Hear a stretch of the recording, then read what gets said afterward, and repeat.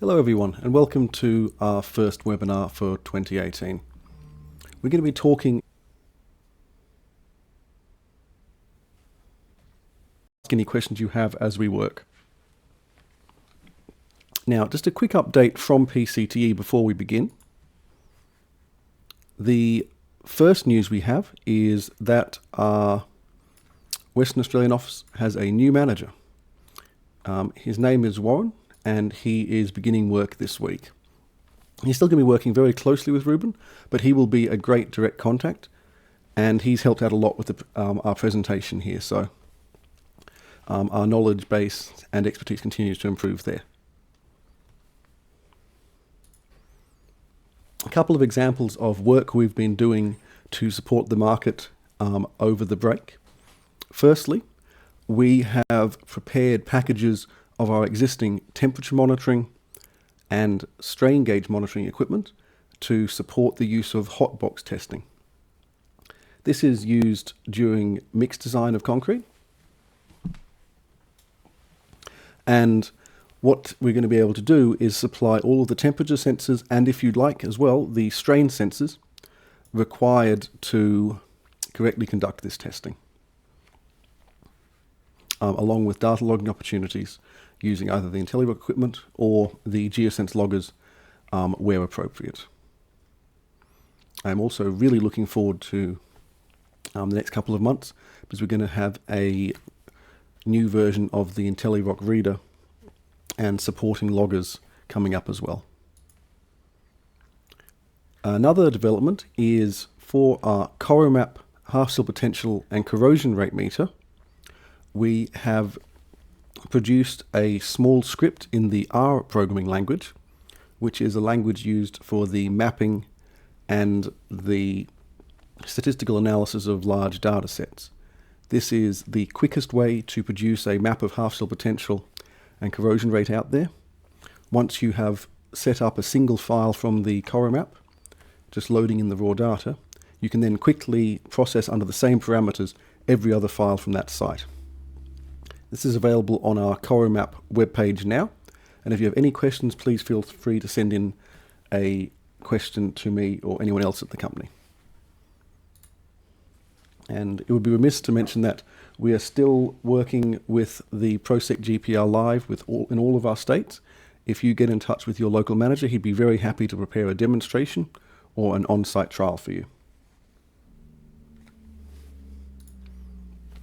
Finally, we're going to be talking quite a bit about Positector equipment today, because they are our supplier for coating inspection equipment. But just launched is their new concrete moisture meter for in situ measurement. This uses the standard ASTM F2170 set up for monitoring the internal moisture of concrete, which is specified by our resilient flooring standards, and is the ideal way to determine the real internal moisture content of concrete before placing down a coating. So, with that complete, let's begin the main content for today. As I mentioned, I'll be discussing coating inspection in Australia, particularly with a focus on the measurement techniques and special measurements and Australian standards.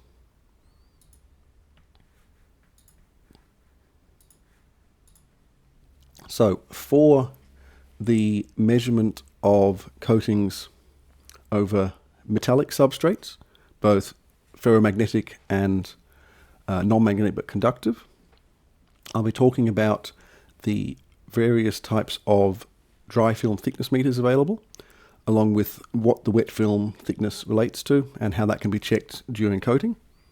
And I'll talk about some special cases that always raise questions, such as the thickness of galvanizing and duplex coatings, where you've got conductive and non-conductive coatings over a steel substrate. You can take some measurements using electronic meters there as well. I'm then going to go on to a little bit more detail about the tests that are commonly conducted over concrete, specifically talking about coating adhesion on concrete, which is probably the most commonly assessed coating parameter for concrete coating systems. So, When we want to analyze coatings over metal, there's a number of different measurement tools we can use. For wet film thickness, they tend to be very straightforward gauges, which are just giving a rough idea. The most common would be a wet film gauge, but for powder-coated materials, a powder comb fills the same role and can be supplemented with ultrasonic testing equipment. For dry film thickness, all of our methods tend to take advantage of electromagnetism, or in some cases, the inducing of current into the substrate metal. But in special cases, particularly for non-metallic substrates, we may reach to an ultrasonic system. I'm also going to discuss about equipment used to analyze the surface profile of a substrate. That's specifically the peaks and valleys and the roughness of that material before the coating is applied, as this will affect the measurements of our electronic and magnetic equipment and needs to be taken into account when we are coming up with our testing plans. Now, I'm going to try and be fairly precise in my language as I work. Specifically, when I refer to the substrate, I mean the underlying substance that's been coated.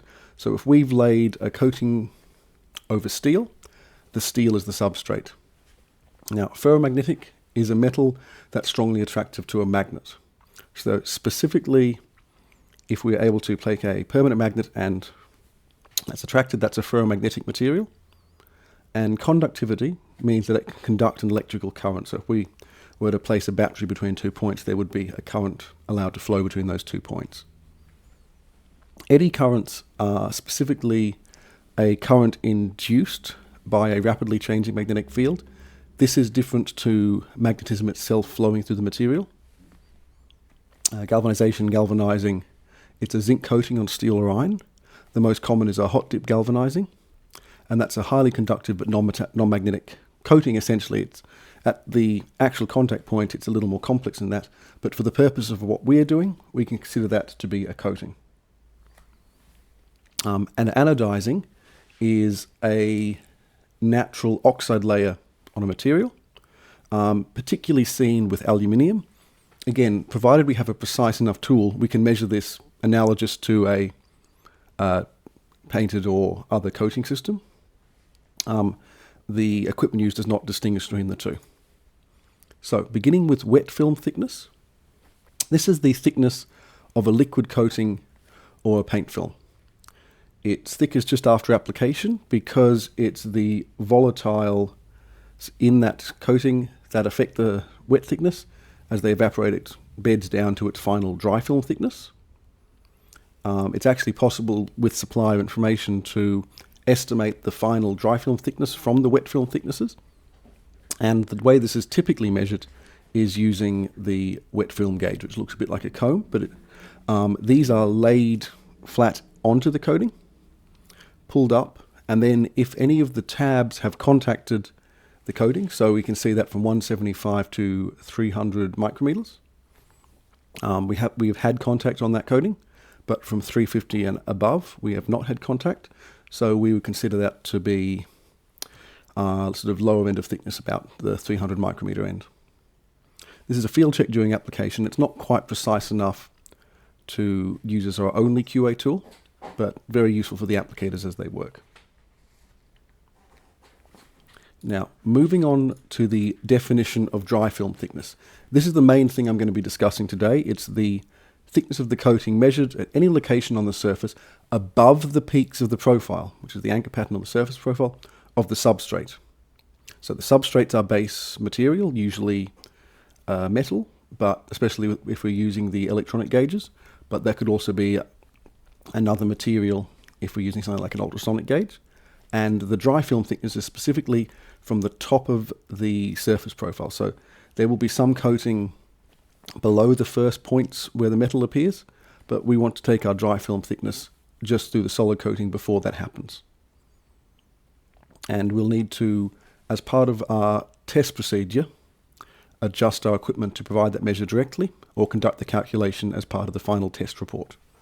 I've taken this definition from AS 3894.3, which I'll discuss more in a second.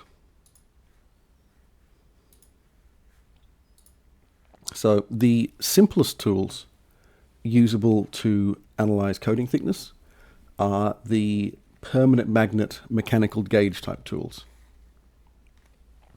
These only work on a ferromagnetic metal, and they're very operator dependent. The operator will have to pull the gauge back or turn the dial and watch for the magnetic probe to pop off the surface, or in the case of the machine shown on the right, the little tab to pop up. Generally, they have a couple of ranges available, and you should choose your machine's gauge such that the mid-range is where you're taking your measurements, ideally. This is true for the electromagnetic gauges as well. These are handy for process measurements. I'm going to show a quick video of their operation in a second. But if we look to the standards, these are really a QA tool rather than a tool you would use to analyze and record the final thicknesses.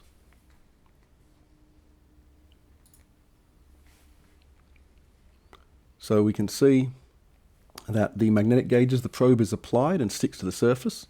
On the very simplest, they will pop off a known thickness of coating. Similar, the dial type gauges will collect and record that information. So they're very simple.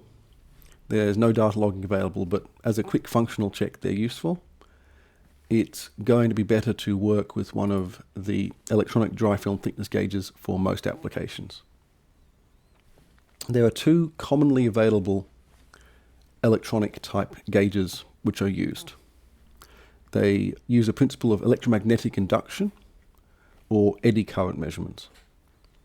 If we look on our diagrams here, we can see that there is a magnetic field set up on an electromagnetic induction gauge through a ferrite core, which is also extending in and through the substrate. So this would have to be a ferromagnetic substrate in order to carry that magnetism and to affect and to produce a magnetic field. We're applying a low frequency current to the coil, so we're essentially turning it into a magnet, and we are using a second coil to measure the strength of the magnetic field formed through that material. This is then related directly, based upon the calibration of the machine, to a thickness of coating. Now, so you could measure through conductive coatings with this technique. In particular, I've mentioned tin and zinc. This is important because it means that if we want to measure the thickness of a galvanized material, we'd use an electromagnetic induction gauge, or it may be called by the manufacturer a Ferris gauge.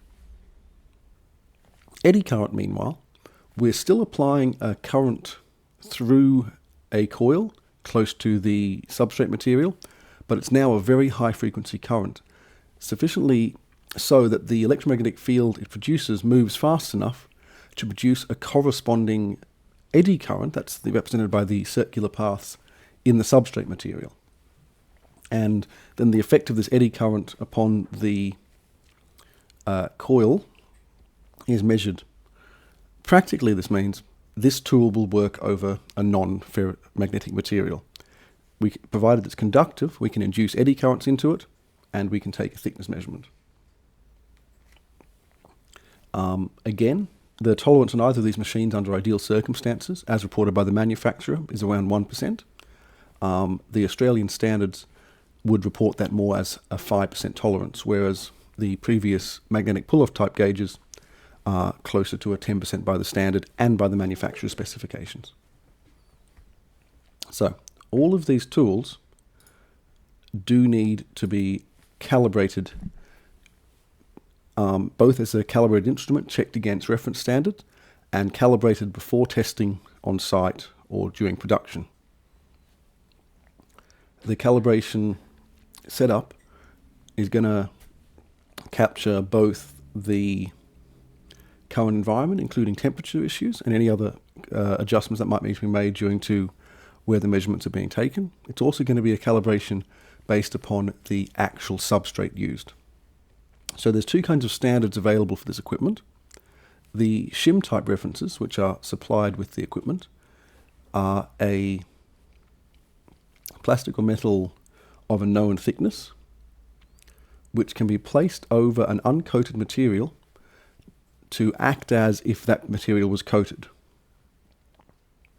They have a known thickness, so they can be used to adjust the measurement of the machine to correctly report their thickness. And then when the machine is taken and used over the real coated material, the properties of the substrate metal have been taken into account, and the thickness has been adjusted for a material similar in properties to the coating. Now, the coated substrate reference standards are more similar to the standards used to calibrate the instruments themselves. They have a uniform thickness in a permanent bond, so essentially they are a piece of coated metal. Now, these often come with a zero plate of a similar material. They're very accurate because they have been bonded, tested and measured and certified by the manufacturer or by a standards body. But they're not as convenient for setting up the machine for an on-site calibration. So,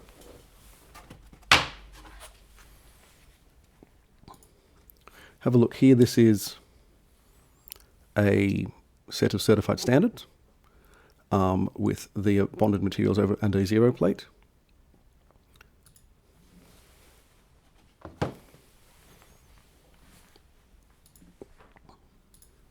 So, the dry fill measurements we've specified as to the top of the surface profile, and we need to compensate for the substrate conditions. So we need to zero the probe to the actual substrate on site, and then use our reference shims to confirm the depths are measured correctly from that top surface.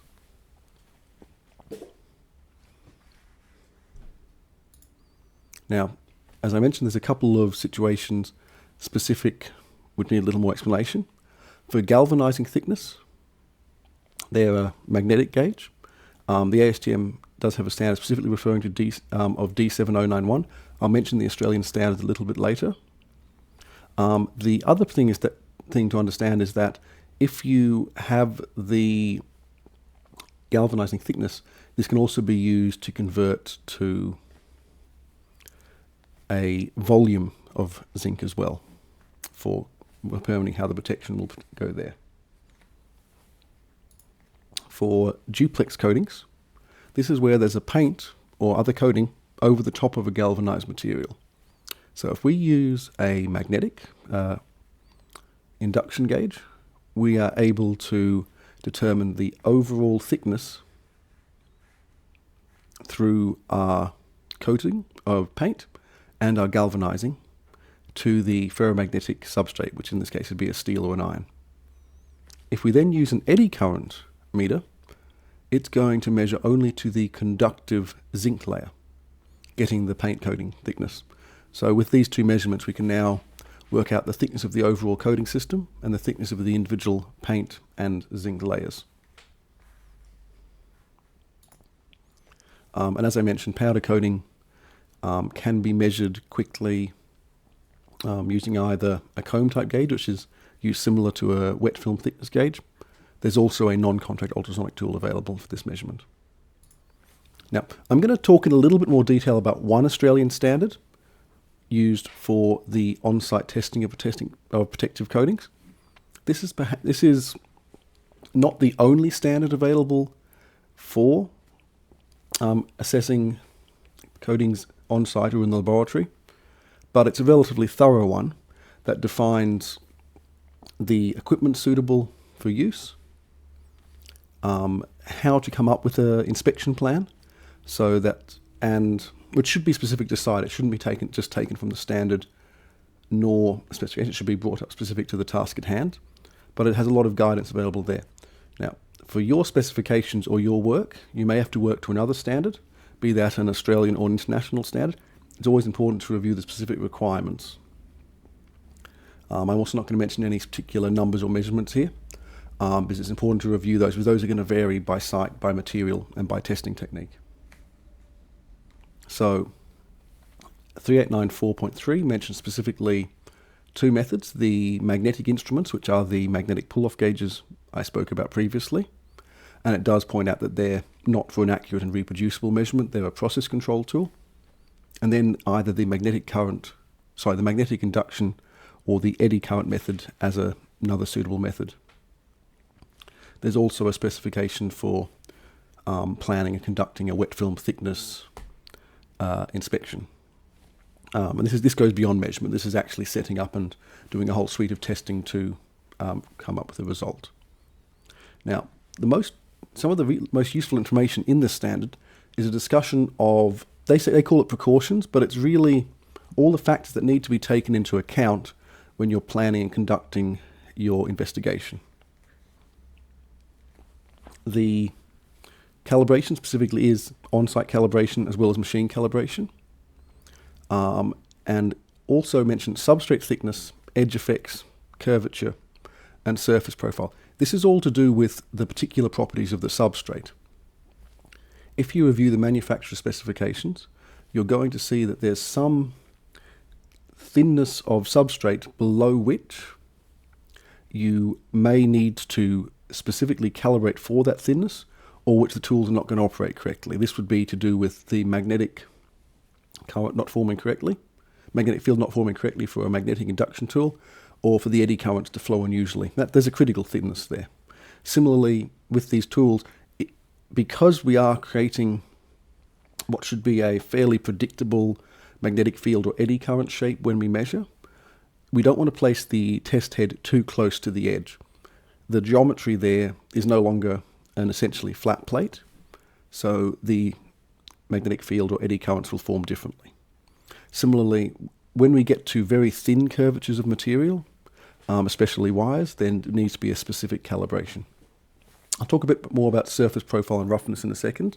That's covered specifically as part of the calibration procedures. It's also important to keep into account that we are dealing with a physical material that may not be immovable. So if it's a soft surface, the pressure applied to it may push the probe closer or further away from the material, and we may need to take steps to address this, including allowing coatings to cure longer so they gain more hardness, also being aware that the probe is not pressed too firmly, or it's pressed using a low pressure spring mechanism so that the operator can't influence the pressure. The pressure is constant between operators. It's also important to keep in mind some environmental factors such as electromagnetic fields from things like radar, phones and similar can have some effect upon the measurements. Temperature is something which should always be accounted for with non-destructive tools. The measurement techniques they use often have some effect of temperature, and this should be measured and recorded as part of the calibration procedures while you're working. It defines when the inspection should be conducted. The specific guidance will vary based upon the job, but generally soon after the coating has achieved working hardness. If it's being conducted in between coats before the recoat time passes is valuable, because then choices can be made whether to recoat or not, and generally less than 7 days after application. This is for a new coating. Of course, if you're investigating an existing structure, your procedures are going to be different, and something like taking into account surface cleanliness so that there's no other material between the probe and the coating, and there's nothing building up on the face of that probe as you work, is a more critical issue to be aware of. Now, this is on the left-hand side is a very, very, very brief summary of the general procedure on site. The specific procedure is listed in the standard and goes into a lot more detail. But in general, the first step is preparing and confirming that the gauge has a suitable range for the measurement and is clean, and it's not going to be affected by any issues of substrate thinness or anything else on site. So that's our precautions we mentioned earlier. The instrument then needs to be calibrated before testing begins, ideally using the same metal substrate as the coating has been applied over. If you set up your calibration on a perfectly smooth mirror finish sample of the material, but your actual coating on site has a different roughness, it's not going to be set up correctly. The Appendix D in that standard has a detailed discussion about calibration. If the coating thickness is fairly close in distance to the actual surface profile, so the peak to valley difference of that surface, say 3 times or less, but the actual numbers are in the standard, then the gauge has to be offset by that much so that we're recording only the dry film thickness. The thickness measurements are then taken and the offset subtracted from the measurements. The inspection plan guidance is in the standard. I don't want to quote it here because it's very important and very specific, but in particular it looks at the correct procedure for taking a single measurement, a point reading, how to statistically work through measurements over large surface area and small surface area samples, and also how to develop and do the statistical analysis to make sure that the samples you've taken and the measurements you've taken are really representative of the whole area tested. And it's using these approaches and coming up with the correct inspection plan that's going to allow a testing process to correctly cover everything.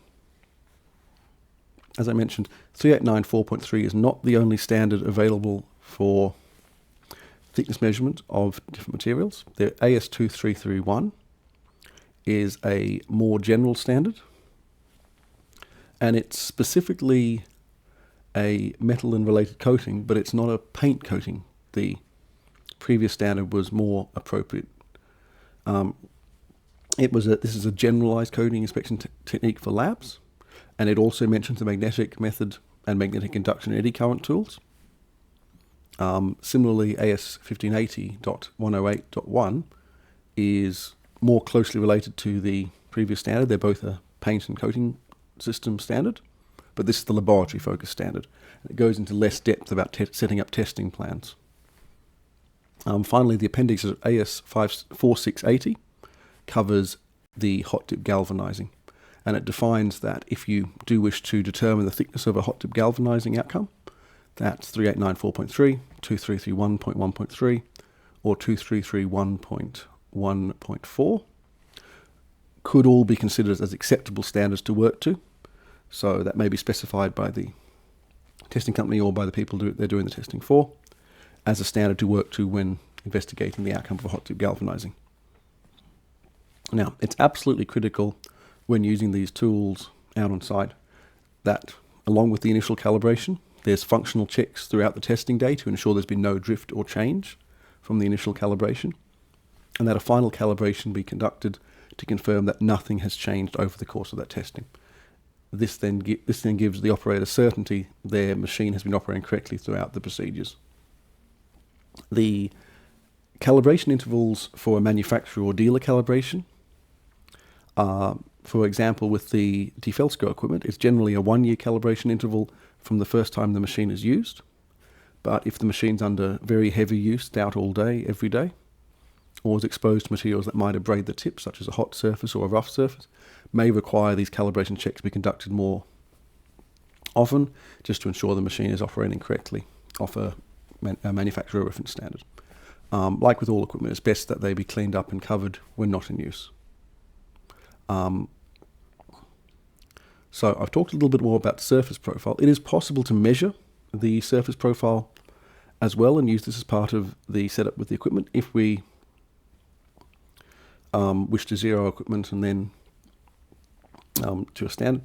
So the surface profile gauges available in Australia are typically using one of two methods. The digital depth micrometer uses a 30-degree angle tip needle to press into the valleys and determine the distance from a measurement point on the surface. And the digital spring micrometer technique instead uses a replica tape where foam is pressed into these pits and into these valleys, burnished down such that the top of that tape is in contact with the top, and then a measurement tool is used to measure the greatest difference between the two. It's very important if you're using the spring micrometer replica tape method that the tape be purchased appropriate to the job. These tapes are most precise in the mid-range, so between uncompressed and fully compressed. So when choosing tapes, they should be chosen that the expected surface profile measurements are going to be in the mid-range of that tape. Now the relevant standard here is AS 3894.5.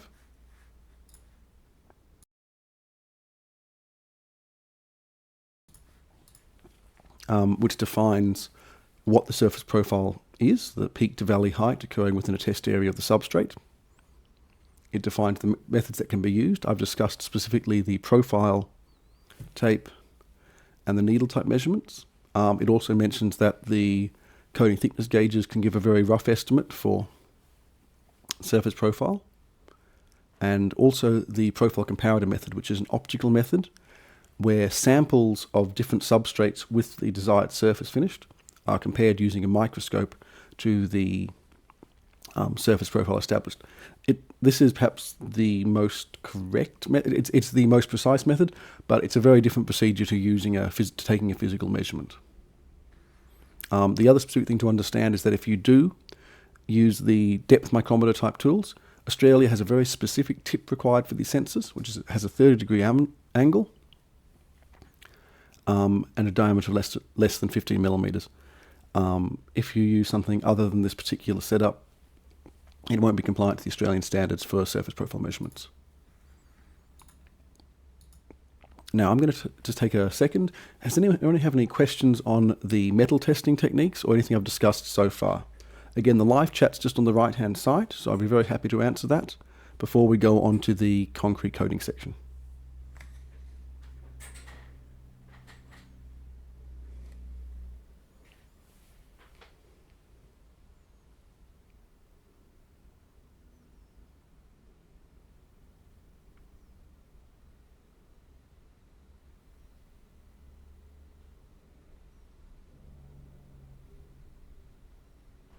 Okay, I'm not seeing anything come through, so I'll move on to the concrete coatings.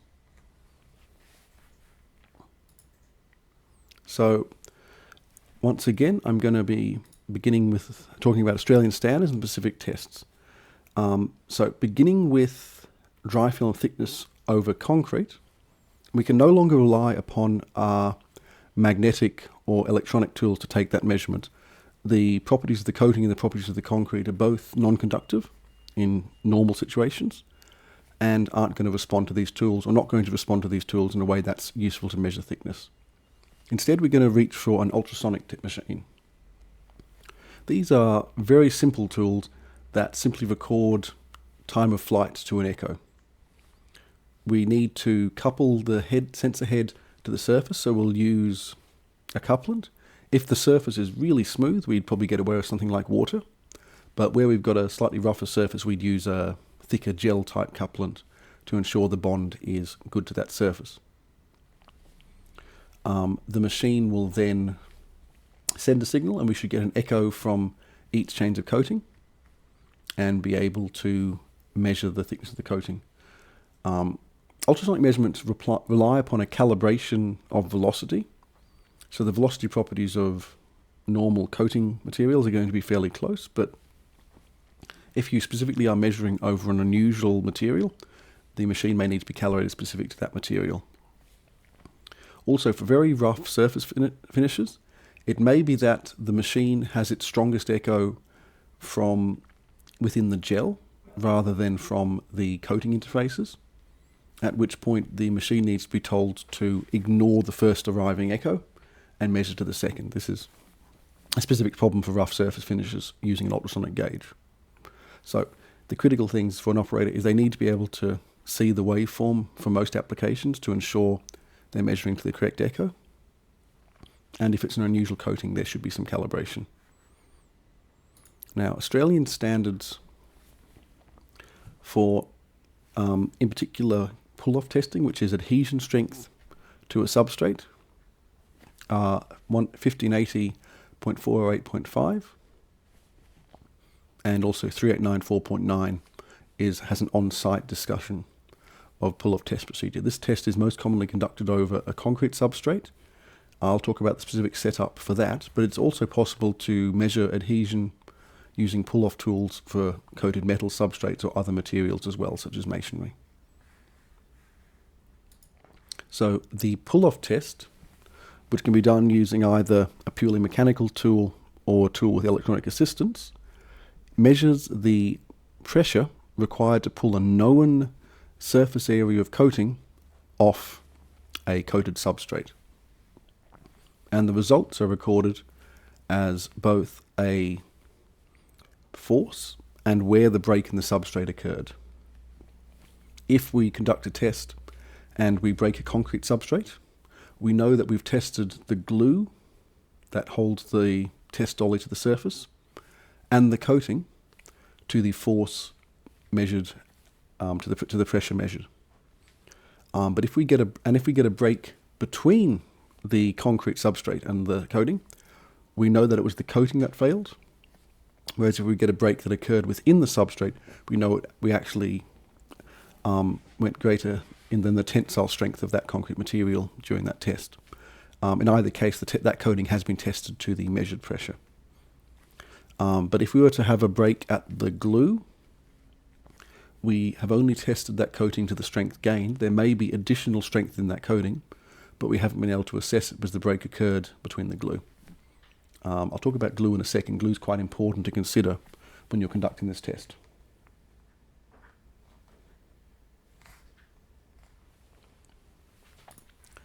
So the procedure out on site is that we need to bond these dollies to the surface. And I mentioned surface area. Surface area is absolutely critical when conducting this test.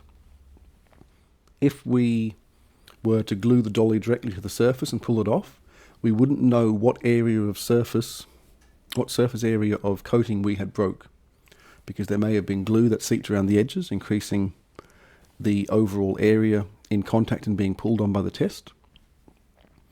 And there may also be angled forces, or the coating may remain continuous, so a larger area than the area used to calculate pressure was included in the test. So the dolly needs to be glued to a properly prepared surface, which can be cleaned but should not be abraded unless there's issues with the glue on that site.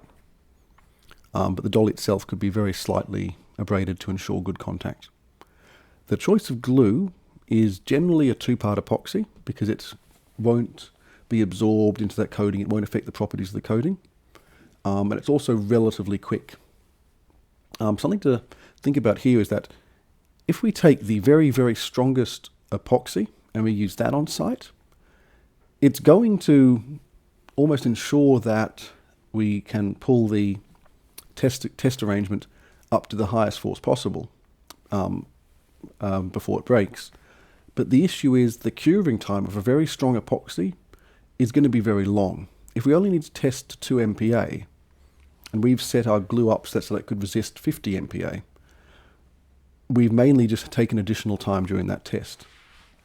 Whereas if we used a quicker setting epoxy, and that still achieved a ability to resist 2 MPa, then it's sufficient for the test, and it means you can be out testing quicker.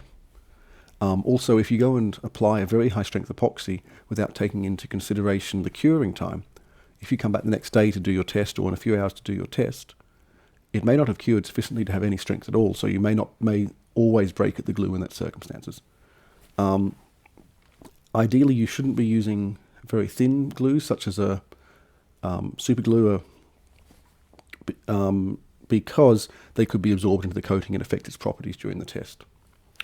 And the other critical thing is that the area to be tested needs to be a disc cored straight through into that concrete substrate, so that the only force applied is to material of the surface area used for the pressure calculation. This could be through coring around the outside of the dolly once it's installed, or for very delicate coatings or coatings that might be affected by the twisting of the coring action, it could use a drilling plate which sort of nibbles around the edges and cuts out a circle of the appropriate diameter. So that's very quickly our presentation on coatings for today. If there's any questions you have, I'd be very happy to answer them for you now. And I'll wait a few minutes for those to come through. But if not, thank you for joining us for our first webinar in 2018. Coming up next month, we'll be doing a webinar on ground penetrating radar, which is going to look at all ground penetrating radar equipment. So That's equipment for the inspection of concrete materials, as well as the inspection of utility location or geophysical applications of ground penetrating radar. Our manager in Victoria, Stuart, will be heading that one up. But if you have any more questions, please feel to get in touch with any of us. I mean, be happy to talk in more detail about any of our equipment. And you're also welcome to suggest future topics for webinars, online training, or anything else we can do to help you out.